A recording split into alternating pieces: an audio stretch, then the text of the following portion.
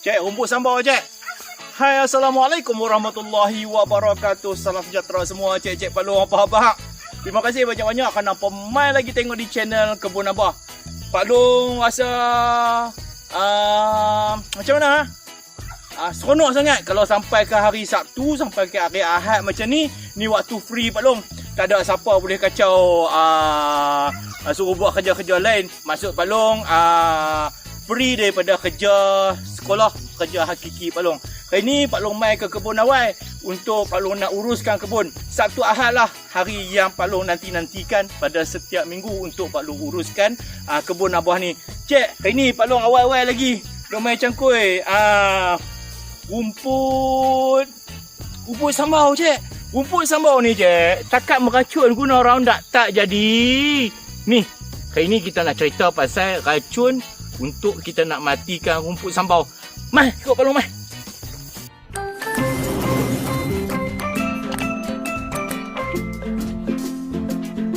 Sebelum kita nak teruskan video ni, mari kita perkenalkan dulu, kita berkenalan dulu dengan rumput sambal. Ni lah cik rumput sambal. Rumput sambal ni di hujung dia, bila dia dah matang, dia akan keluarkan bunga-bunga macam ni. Bila sampai waktu matang dia, bunga-bunga ni akan luruh dan menyebabkan percambahan biji benih. Ni yang Pak Long tunjuk ni semua rumput sambal. Tapi kalau hampa tengok rumput-rumput di tepi-tepi rumput sambal tu semua mati. Sebab apa? Hari tu Pak Long gunakan Roundup untuk Pak Long racun-racunkan di kawasan ni. Semua rumput-rumput lain mati kecuali rumput sambal. Ni dia. Kalau besar macam Pak Long cangkui tadi, boleh naik hingga ke 2 kaki, 3 kaki dia punya tinggi dia.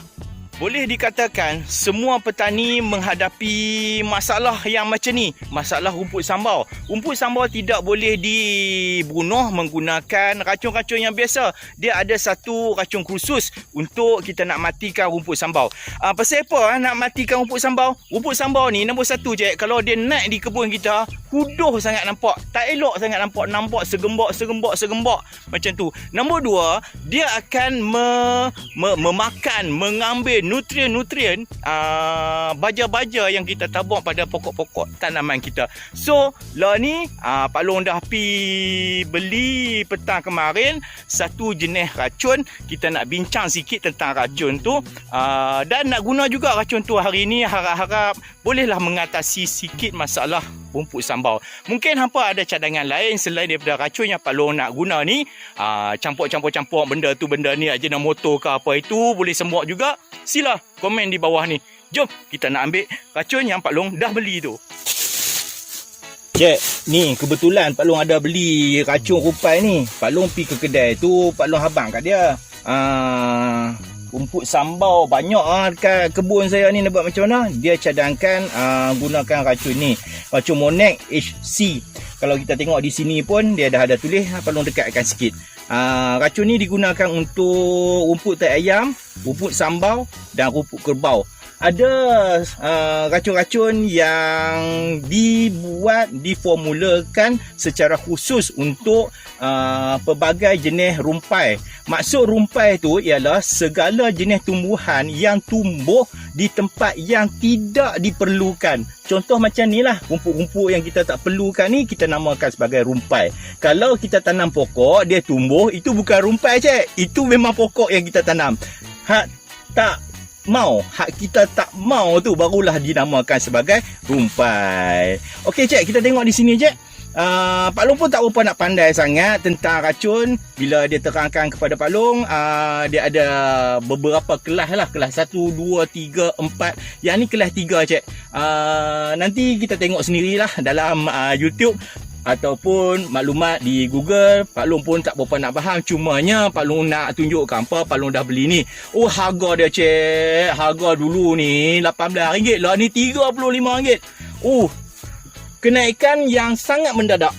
Pak Long adalah baca sikit-sikit dalam maklumat-maklumat Google, tanya kawan. Bila dah jumpa tu, barulah Pak Long tahu katanya untuk kawalan rumpai ni dia ada tiga 3 jenis lah. Nombor 1 kawalan secara biologi, nombor 2 mekanikal dan nombor 3 secara kimia. Kalau kita menggunakan racun ni, kita mengawal pertumbuhan rumpai-rumpai ni secara kimia. Dan ada dua sifat racun. Racun yang pertama kita namakan sebagai selektif. Selektif ni dia memilih spesies-spesies ataupun jenis-jenis yang boleh dimatikan. Maksud dia ada racun ni digunakan untuk ni saja. Ada racun ni digunakan untuk ni saja. Dan satu lagi sifatnya ialah sifat tidak selektif. Kalau kita guna semua yang kena, dia tiba mati semua. Hak tu sifat tak selektif. Okey?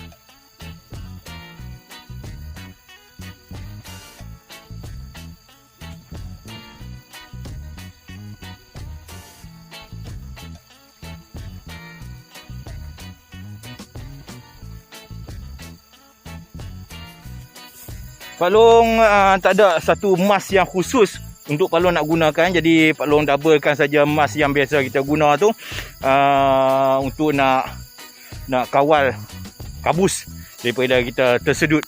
Baik cik, tak mana Pak Long nak sembuk hari ni? Pak Long nak sembuk di bahagian depan kebun Pak Long hari ni. Tak nampak? Nanti Pak Long kalihkan kamera ni kot belah sana nah. Kawasan sasaran kita hari ni bermula daripada pintu pagar ni, Pak Long bawa ke kiri sampailah ke hujung sana tu. Tu ada pokok pisang tepi tu. Antara pokok pisang dengan pagar sepanjang jalan ni. Ini sebenarnya adalah jalan Pak Long tak tanam pokok apa-apa pun tang ni. Dia rumput.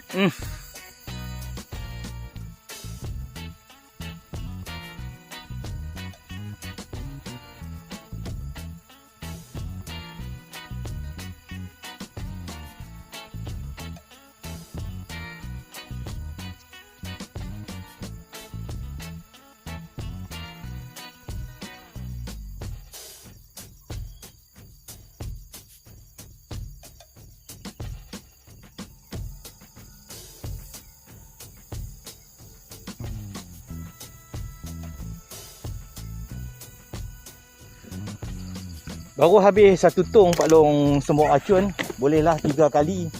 Pak Long daripada sana main sini, pergi sana, patah main balik di sini 3 kali.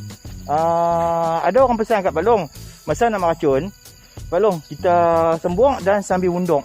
Tapi Pak Long tak dapatlah nak buat macam tu sebabnya tak selesa. Lagipun rumput ni terlalu panjang, unduk lagi terbah ke belakang lagi haru kan. Jadi Pak Long macam biasa sajalah. Pak Long sembuk sambil berjalan ke depan. Okey, rehat sat. Lagi kita nak bancuh mungkin 2 tong ataupun 3 tong lagi. Kalau habis kawasan ni kita nak melarat sikit masuk ke kawasan belah sana pula. Okey.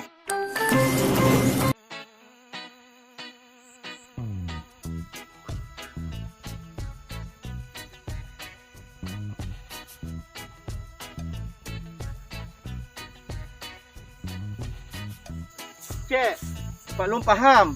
Bila Pak Long buat konten macam ni, konten sembuk racun macam ni, tentulah konten Pak Long kali ni tidak happening. Pak Long harap hampa boleh terima apa konten yang Pak Long buat. Pak Long cuma nak buat vlog apa yang Pak Long lakukan pada setiap kali Pak Long mai ke kebun abah. Okey, Pak Long nak sembung sikit lagi. Ni ada satu tong lagi Pak Long dah racun. Let's go.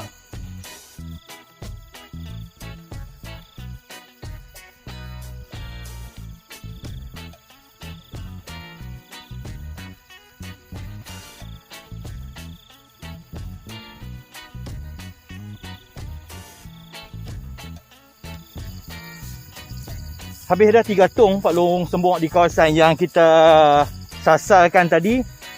Tong ketiga tu Pak Long pi sembung tepi-tepi rumah. Bekas Pak Long sembung hari tu, yang bekas Pak Long mesin hari tu.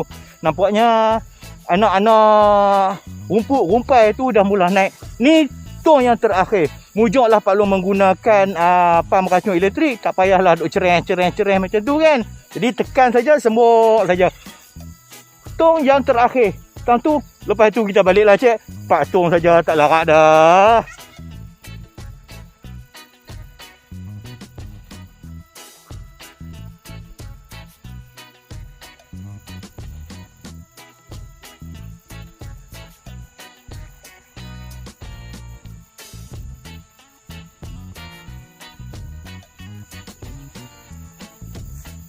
Alhamdulillah cek. Dah siap dah Pak Long meracun 4 tong.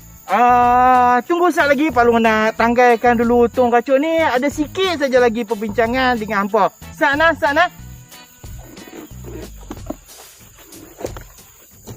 Cek, sambil-sambil tu bukanlah Pak Long nak mempromosikan tong racun ni. Pak Long menggunakan tong racun 16 liter. Pak Long bagi tip sikit ke hampa. Kalau hampa pandai bershopping dalam Lazada ataupun dalam Shopee, silakan. Jauh lebih murah daripada di kedai-kedai. Minta maaf pekedai-pekedai, Pak Long cuma nak bagi tahu, nak berkongsi dengan hampa saja. Kalau tong ni Pak Long beli tak sampai RM100. Boleh guna cah elektrik, dan cah elektrik ni bertahan hingga 10 tong. Lama. Tak payah duk cerek-cerek dah kan.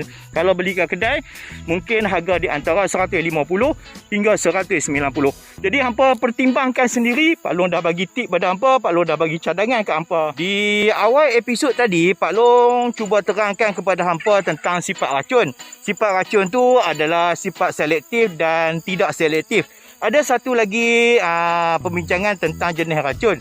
Jenis racun ni dia ada 2. Satu jenis sentuhan, satu lagi jenis serapan.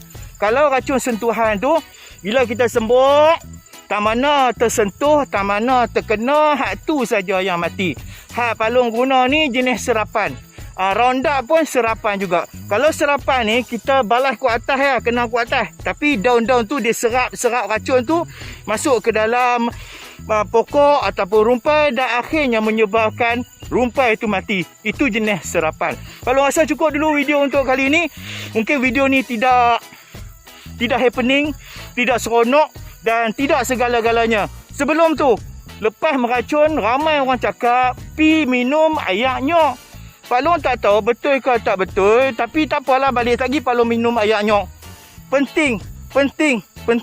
Selepas saja meracun, jangan terus makan ataupun minum air.